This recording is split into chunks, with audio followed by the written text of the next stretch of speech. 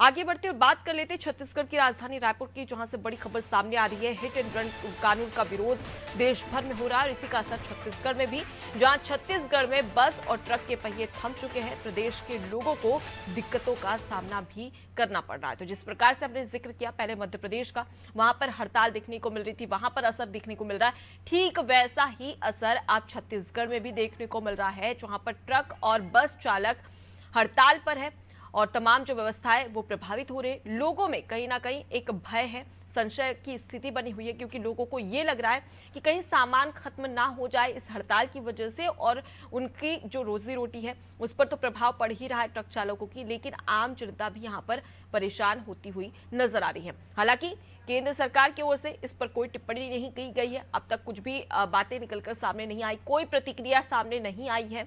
अब ऐसे में सवाल यही कि आखिर लोग इतने परेशान हो रहे हैं, उसके लिए केंद्र सरकार की ओर से क्या रुख अपनाया जाएगा।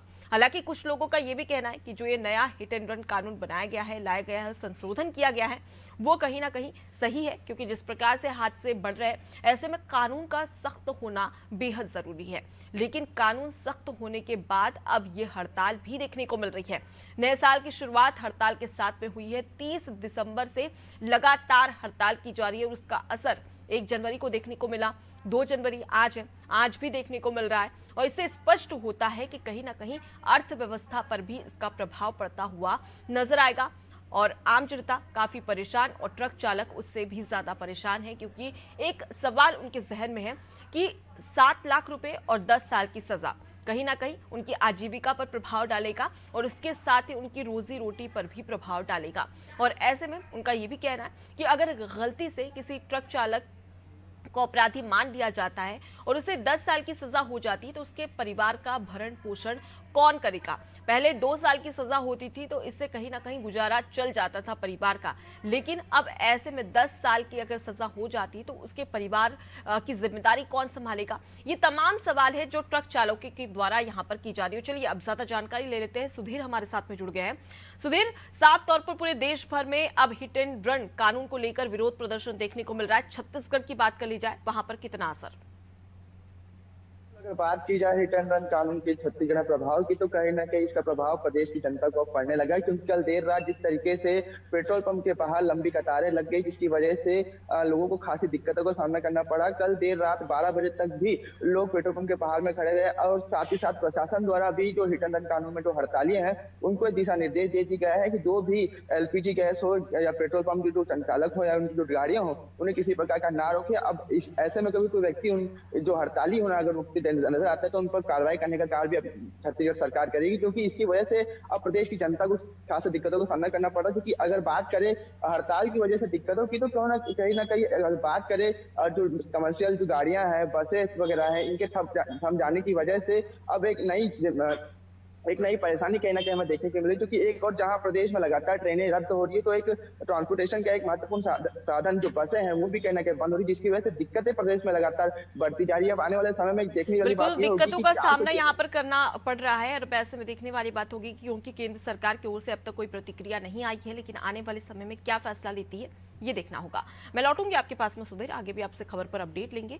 तो देखिए, जिस प्रकार से हमने जिक्र किया मध्य प्रदेश में तो असर देखने को मिल रहा है, लेकिन छत्तीसगढ़ में भी इसका ठीक वैसा ही असर यहां पर देखने को मिल रहा है।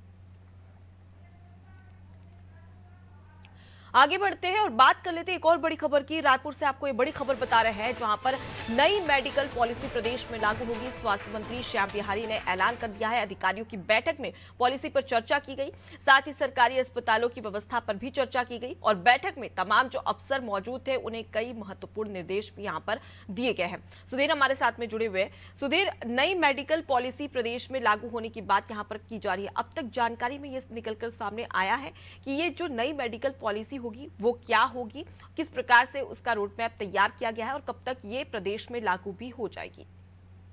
जी बिल्कुल, अगर बात करें स्वास्थ्य सेवाओं को लेकर के तो पिछले दिनों जिस तरीके से कैबिनेट की बैठक हुई, कैबिनेट की बैठक में मुख्यमंत्री विष्णुदेव साय द्वारा दिशा निर्देश दिए गए। अब स्वास्थ्य मंत्री बन चुके हैं श्याम बिहारी जायसवाल, जिन्होंने जिन्होंने कल बैठक की और कहीं न कहीं जो दिशा निर्देश थे वो सख्ती से देते हुए कार्य किया। अगर बात करें बैठक में दिए गए दिशा निर्देशों की, तो कहीं न कहीं जो पुरानी मशीनें हैं, जो अस्पतालों की स्थिति है, साथ ही साथ जो डॉक्टर्स वगैरह है, उनको भी कहीं न कहीं समय पे आने की दिशा निर्देश दिए गए। साथ ही साथ अगर बात करें मशीनों की, जो बंद पड़ी मशीनें हैं, जो खराब पड़ी मशीनें हैं, उनकी कहीं न कहीं जानकारी लेने का कार्य किया गया है। साथ ही साथ जो डॉक्टर जो हॉस्पिटल्स हैं, उनकी जो व्यवस्था है, उनकी जो स्वास्थ्य सेवाएँ हैं, उनको भी कहीं न कहीं बेहतर करने का कार्य उनकी इसके लिए भी दिशा निर्देश दिए गए। अब देखने वाली बात ये होगी कि प्रदेश में आने वाले समय में जिस तरीके से कोविड के जो केसेस बढ़ते जा रहे हैं, उसको लेकर के जिस तरीके से स्वास्थ्य सेवा में सुधार लगातार जारी है, अब इसको लेकर के प्रशासन है, उसको भी कहना सक्रिय दिखाया जाए, क्योंकि कोविड के केसेस लगातार प्रदेश से बढ़ते जा रहे हैं। पिछले दिनों जिस तरीके से 67 केस प्रदेश में सक्रिय दिखाई दिए और साथ ही साथ 1-2 केसेस लगातार आते जा रहे हैं। अब उसको लेकर के स्वास्थ्य विभाग भी कहीं न कहीं सक्रिय दिखाई दे रहा है और इस प्रकार के जो दिशा निर्देश है, जिसकी वजह से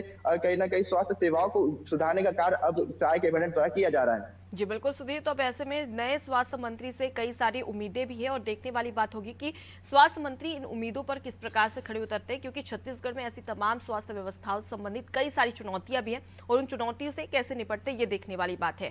फिलहाल के लिए बहुत शुक्रिया सुधीर, तमाम जानकारी हम तक पहुंचाने के लिए। तो देखिए, नई मेडिकल पॉलिसी प्रदेश में लागू होगी, इस बात का जिक्र अब हो चुका है। स्वास्थ्य मंत्री श्याम बिहारी ने एक बैठक भी रखी, जहां पर तमाम जो पॉलिसीज थी स्वास्थ्य व्यवस्थाओं को लेकर उस पर चर्चा की गई। तमाम जो अधिकारी हैं उन्हें दिशा निर्देश भी दिए गए हैं। लेकिन यहीं पर अगर देख लिया जाए तो कोरोना एक बड़ी परेशानी बनकर सामने आया है। अब स्वास्थ्य व्यवस्था में किस प्रकार का परिवर्तन और किस प्रकार से सहूलियत लोगों को दी जाती है, ये देखने वाली बात।